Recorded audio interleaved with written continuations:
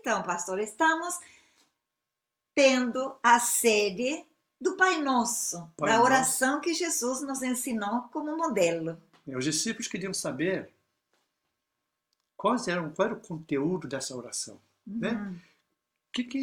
Como Jesus orava, como que diferente dos demais, né? E Jesus dá uma oração modelo e ela parece que tem alguns aspectos relacionados ao céu e tem alguns aspectos relacionados à terra, aos pedidos. Ela tem vários pedidos. Então a gente está trabalhando esses pedidos, né, nesses dias, né? E aqui nós estamos hoje com uma a terceira da série. Primeiro nós falamos sobre Pai, depois nós falamos sobre o Pai nosso que estás nos céus, santificado seja o teu Isso. nome. E agora Vamos falar sobre venha o teu reino, seja feita a tua vontade. Amém. Amém? Esse é o nosso tema de hoje. E está em Mateus, capítulo 6, verso 10, se você quer abrir a sua Bíblia. Então venha o teu reino. Difícil tema esse, pastor. Difícil de entender a palavra reino, porque hoje, nos dias de hoje, a gente não tem muita noção, no filme que a gente vê, mas a gente não tem noção do que é viver debaixo de um reino, onde tem um rei, que tem todos os seus súditos, e ele tem todo o domínio que ele tem sobre as pessoas. O domínio que os reis tinham sobre as pessoas era um absoluto, ele era absoluto. Ele era dono deles, né? Não tinha como questionar o rei, né? Então, mas hoje nós não entendemos porque nós vivemos um sistema basicamente democrático, né? Então a gente não entende muito bem como funciona. Mas na época de Jesus, era um conceito bem conhecido, né, pastora? Então, às vezes as pessoas confundem, no nosso meio, a palavra reino com a palavra igreja.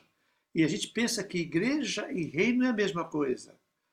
E nós que somos assim, de uma linha mais talvez teológica, a gente entende que a igreja é uma agência do reino. Amém. Ela está a serviço do reino para realizar as suas implicações, o que o reino espera da igreja, né, de cada um de nós. Né? Então o reino é maior que a igreja. O reino é maior do que a igreja, exatamente. Então o que é realmente o reino?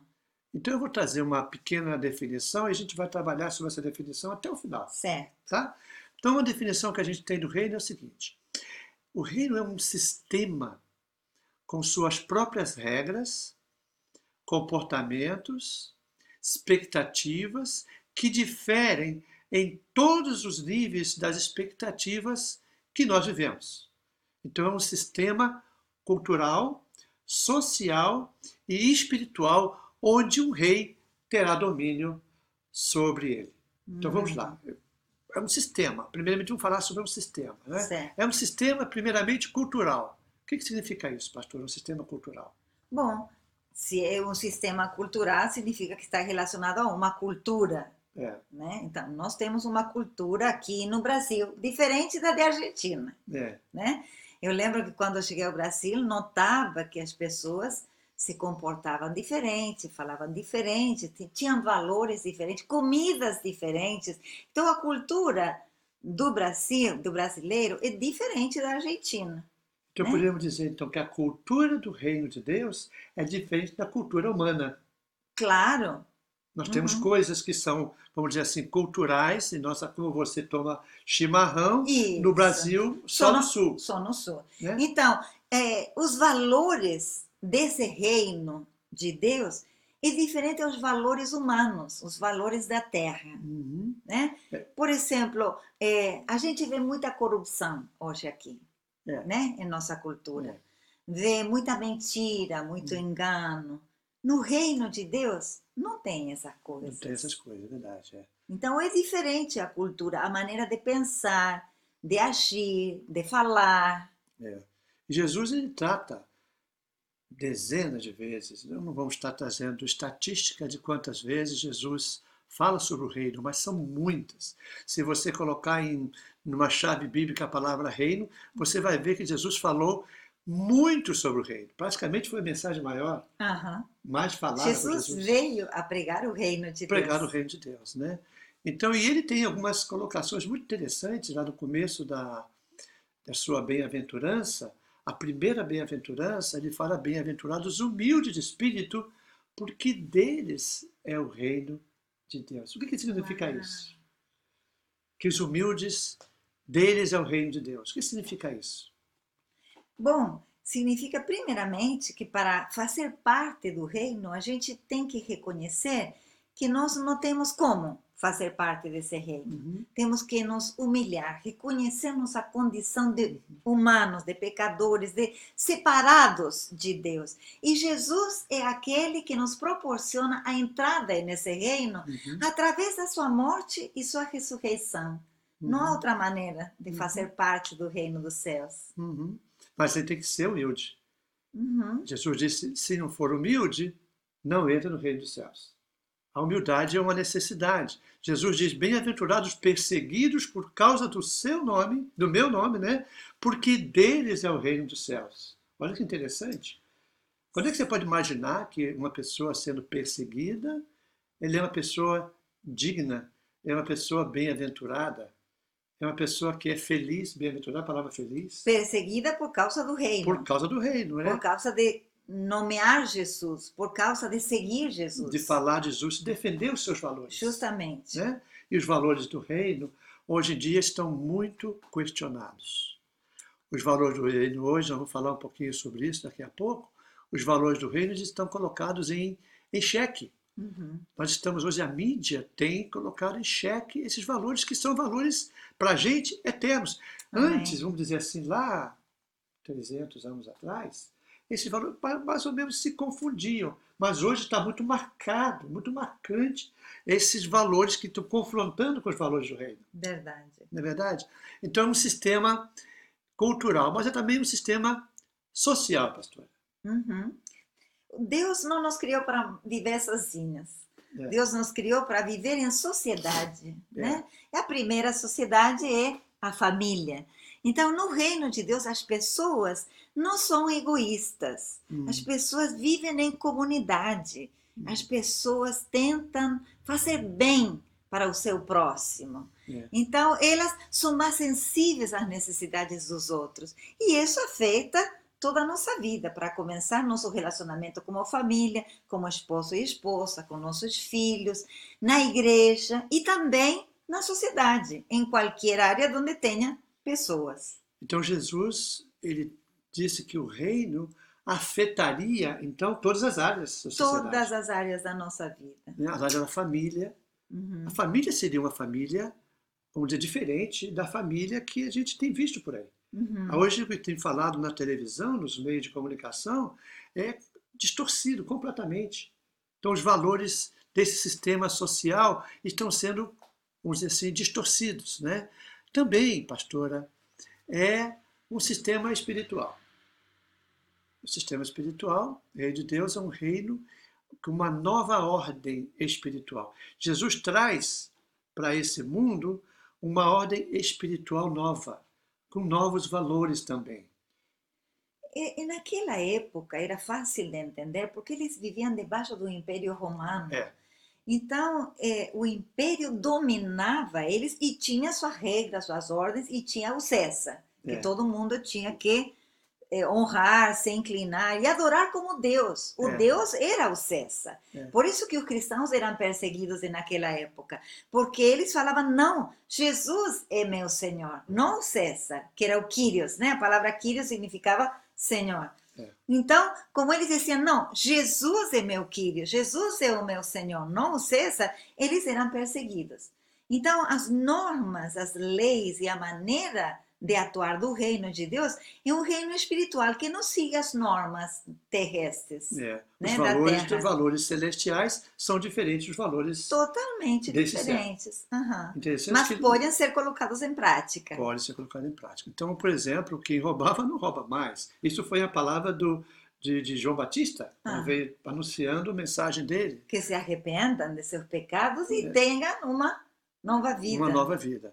Então, hoje, por exemplo, alguns exemplos que a gente destacou, pastora, como as pessoas que são cidadãos do reino deveriam atuar. Como somos chamados a atuar no reino, né? Como é que somos chamados a atuar no reino? Então, por exemplo, pastora, nós estamos num estacionamento e alguém entra na nossa frente. Ai, ai, ai. Tá chato, não é isso, né? Nós, humanamente, aqui na Terra, o que a gente faz? Ah, abre a janela, fala alto, grita com a pessoa. Alguns cristãos até palavrão falam. Não faz isso não, pastora. Isso não pode falar alto, né? Mas tem pessoas que, lamentavelmente, ficam tão chateadas. Mas um cidadão do reino cederia o lugar, mesmo contrariado, cederia o lugar, porque diria assim, tá bom, eu vou achar um outro, o Senhor vai me ajudar a encontrar um lugar melhor, né? Por exemplo, alguém também que fala mal de você no seu trabalho. Você, como é que você faz? Você vai buscar uma defesa, buscar fazer alguma coisa contra, vai criar uma situação e de repente você poderia lidar com isso de uma maneira bem mais suave, né? Mais suave, né? Então alguém melhor do que você chega na igreja, por exemplo, pastora, e com um talento diferente, com um dom diferente. Como é que você se sente quando chega a isso?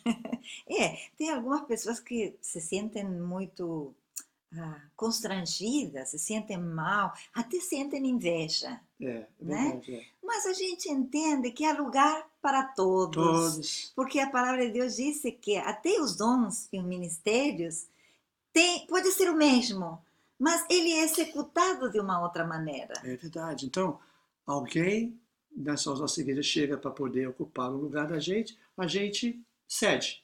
A gente dá lugar, a gente se alegra, a gente diz, que bom, tem alguém mais que vai poder fazer esse trabalho. Sabe que às vezes acontece isso, por exemplo, dificilmente assim uma pessoa que tem um bom testemunho, uma boa palavra, ou que dá uma boa pregação. Eu já vi pessoas pregando e dando mensagens muito bonitas, né, pastora? Muito. E aí os colegas às vezes olham assim, ficam, né, procurando o que falar. O que falar de erro, né? Ao invés de celebrar as coisas boas que foram ditas, está procurando às vezes uma falha, né, que aquele colega falou, né? Então, o que nós devemos fazer então, pastora? O que devemos fazer então? A oração de Jesus, ela nos ensina a pedir que o seu reino ponha ordem em todas as coisas aqui na terra como nos céus. Uau, isso é tremendo. Aí o negócio fica complicado. Né? Seria assim, Jesus estava dizendo assim, eu quero que vocês orem pedindo que da maneira que a gente vive lá, vocês consigam viver aqui. Meu Deus, está ruim o negócio. Mas é muito bom, Mas né? é isso que Jesus está esperando, que a gente, quando estiver orando, a gente ora para que o sistema do reino dos céus seja implantado na terra. Isso. Ele não quer alguma coisa diferente. Ele não quer que a igreja aqui viva alguma coisa semelhante ao do mundo.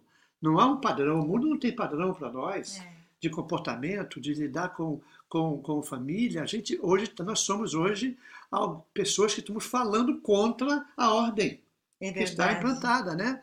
Então é interessante pensar então que essa ordem divina, que esse reino de Deus precisa ser implantado na educação, na ciência, no teatro, na música, na saúde, na economia, na família, nas artes todas, né? Então, por isso que você está em seu lugar de trabalho.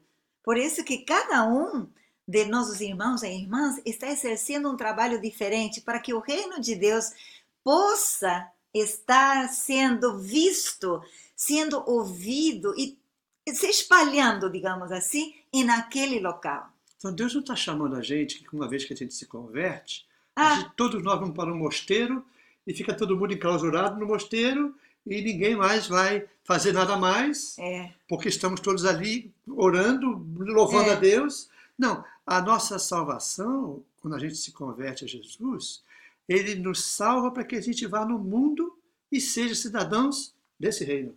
Cidadãos do reino de Deus na terra. Na terra. Tomando cada vez mais lugares que o inimigo tomou. Então, nós vamos conquistar através do amor, né? Através da humildade, através da boa comunicação, da gentileza e de pregar o evangelho do reino, o evangelho de Jesus Cristo, das boas novas. Das boas novas, né? Então, esse reino ele tem um rei. Tem um rei. E esse rei, pastora, tem uma vontade.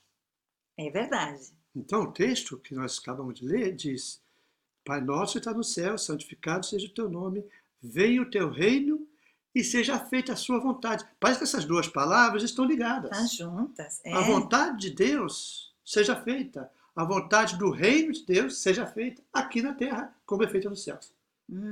Então a questão aqui é a vontade de Deus. Né? No céu se faz a vontade de Deus. Mas aqui eu quero que seja feita a minha vontade. E muitas vezes quando a gente ora, a gente até pede a Deus como que a gente quer que seja. Que seja feita a minha vontade. Às vezes a vontade de Deus se entrelaça com a nossa. Às vezes a vontade de Deus se entrelaça com a nossa, né? E isso é bom, porque a gente se sente feliz. Mas às vezes a vontade de Deus é diferente da nossa. Muitas vezes. Porque ela vem de encontro a nossos desejos, que mais? A nossos sentimentos, a nossa maneira de querer fazer as coisas. Então as bênçãos que saem dos céus devem ser dirigidas à terra. E como que a gente na terra faz? Ora para que as bênçãos que vêm dos céus cheguem à terra. Que os valores dos céus cheguem à terra através de nossa vida. A gente vive como se fosse assim algum cidadão do reino de Deus, cidadão. O Santo Agostinho, que parece que dizia que a igreja é a cidade de Deus. Sim. Né? A cidade de Deus. E nós somos a habitação de nosso Deus. E somos estrangeiros aqui, né? Estrangeiros aqui. Somos de outro reino. Exatamente, nós somos do reino de Deus. Né? Então a vontade de Deus sempre é feita nos céus e a gente aqui na terra oramos e trabalhamos para que esse reino possa ser estabelecido. Amém. E que a vontade de Deus seja feita. Amém. Prevaleça, né? Prevaleça sobre todas as coisas, né? Uhum. Isso é o que Jesus espera. Que nossas vidas sejam fonte de bênçãos para outras pessoas. Amém. Por onde flui. A fonte é por onde flui a bênção de Deus dos céus para a terra. Por isso que ele diz, venha o teu reino. Ou seja, o teu reino venha através da gente. Nós vamos estar implantando esse reino. Através de que a vontade dele seja feita em nós. Nossas Por vidas. isso é tão importante, amados, termos comunhão com Deus, termos comunhão com a sua palavra, louvarmos ao Senhor, termos tempo para orar, para ler a sua palavra e entender como que é esse reino de Deus. E nós temos que isso é um constante aprendizado. Uma coisa que a gente não pode esquecer é que nós não estamos aqui na Terra definitivo, nós estamos aqui na Terra com um propósito. Nosso propósito é voltar nossa casa, encontrar com o papai, né? Encontrar com o papai. Nós falamos sobre o pai nosso no primeiro dia, né? Então a vontade de Deus ela é perfeita, ela é agradável, ela é boa. Amém. Paulo diz isso, né? Paulo diz que a isso. vontade de Deus é boa, agradável e perfeita. Mas ela é difícil, às vezes, de aceitar. Claro. Muitas vezes a gente luta contra essa vontade de Deus, né? Porque nós temos a nossa vontade. E ele nos criou a sua imagem e semelhança. Ele tem vontade, nós também temos. Né? Ele tem sentimentos, Deus tem sentimentos, ele também tem. É verdade, né? É verdade. Então, mas a gente precisa, às vezes, sujeitar a nossa vontade à vontade dele, porque a vontade dele é melhor. Sem dúvida, a vontade de Deus sempre é melhor. Deus melhor. não erra. Em seus propósitos, Deus, tudo que ele faz é perfeito. Às vezes você não vai entender que Deus fecha uma porta para você. Às vezes você não vai entender que você perca um emprego, por exemplo. Você não vai entender. Aí você diz assim, mas foi a vontade de Deus que eu tenha perdido meu emprego? Pode ser que não, mas pode ser que sim. Pode ser que ele estava querendo dar alguma coisa melhor para você. Nós nunca sabemos. Quando a gente é atingido por algo que a gente não espera ou que não gosta, a tendência é que a gente se ire ou a gente se rebele contra Deus. Aí então a gente não aceita a vontade de Deus. Eu lembro que Paulo tinha um espinho na carne e ele orou uma vez para ser retirado dele. Não gostava. a vontade de Deus era essa para ele, mas ele não gostava. Orou uma segunda vez, retira esse espinho de mim. Não foi respondido. Terceira vez ele orou, retira isso que eu não gosto, me faz mal, me incomoda. E Deus diz assim, a minha graça te basta. É suficiente. Então, às vezes nós precisamos aceitar que há alguns espinhos que estão na nossa vida que é permissão de Deus. E Deus tem um plano de nos aperfeiçoar, de nos fazer mais humildes, de fazermos mais misericordiosos com as outras pessoas, porque ao nós estarmos passando por essas situações, também nos tornamos misericordiosos com os outros. Em algum lugar nós já falamos sobre isso, mas eu gostaria de repetir. O apóstolo Paulo estava indo para Bitínia. Sim. O propósito dele, fazer missões e ir para Bitínia. Só que no meio do caminho, o Espírito Santo o incomodou e disse, ele tem um sonho, parece que vê uma visão de um homem dizendo, venha para Macedônia. Ele disse, como é que é isso? O Espírito Santo diz, textualmente, diz que o Espírito Santo impediu o apóstolo Paulo de ir para Bitínia. E o apóstolo Paulo vai para Macedônia e lá, a primeira cidade, a cidade de Filipos. Então, às vezes, a vontade de Deus exige renúncia de nossa parte. É verdade. Né? Há um pouco de luta entre nossas emoções e nossa vontade e a vontade de Deus. Por exemplo, as crianças, eu lembro quando eram pequenas, pastor, que eu queria dar brócolis. Eu não quero brócolis, não gosto de brócolis. Mas, devagarzinho, eles foram se acostumando, porque é bom, porque faz bem. Começou um pouquinho, então comia um pouquinho. E a gente vai tomando gosto. E agora todo mundo come brócolis muito bem. A nossa neta já está comendo brócolis. Já está comendo brócolis. Nossa filha está gostando de colocar E a vontade de Deus é assim. No início, fazer a vontade de Deus é um pouco mais difícil. Mas na medida que a gente vai se submetendo a esse rei e a sua vontade, fica cada vez mais agradável, boa e perfeita. E o resultado sempre é bom. Amém. O resultado que nós temos de cumprir com a vontade de Deus, de pedir e cumprir, porque a gente pode pedir que a vontade de Deus seja feita, mas a gente não querer que essa vontade... Há uma diferença. Há uma diferença. Podemos pedir, mas a gente não quer fazer a vontade, e aí o negócio parece que não vai andar. Né? É bom quando a gente pede e a gente se alegra e aceita. Como o apóstolo Paulo, que aceitou. Claro. Ele não foi para Bitínia, foi para Filipos. Chega em Filipos, você tem a conversão da Lídia, depois tem a conversão daquela mulher adivinhadora, tem a conversão do carcereiro e imagino que também os pretores, todos os soldados, começou a se converter gente, porque ele deixou de ir para Bitínia, que era a vontade dele, para ir para Filipos, para cumprir a vontade de Deus. A vontade de Deus, no final, sempre é melhor. Vale a pena a gente submeter à vontade de Deus.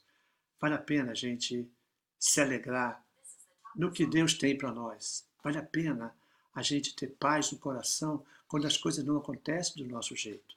Quando as coisas, às vezes, parecem que estão meio difíceis de a gente entender. É difícil a gente poder aceitar. Mas uma coisa importante é que quando elas vêm sobre nossas vidas, quando ela chega, a gente precisa, em comunhão com Deus, a gente precisa entender que Deus tem seus propósitos. E os propósitos de Deus sempre são sublimes, são melhores. Pastora, Deus nunca erra. Amém. Graças a Deus. Em nenhuma das suas ações, Deus nunca erra. Deus não errou com você. Deus não vai errar com você. Deus vai cumprir seus propósitos na sua vida, creia. Né? E faça a oração. Pai, que seja feita a tua vontade, assim nos céus, como aqui na terra. Amém. Amém, pastora? Amém.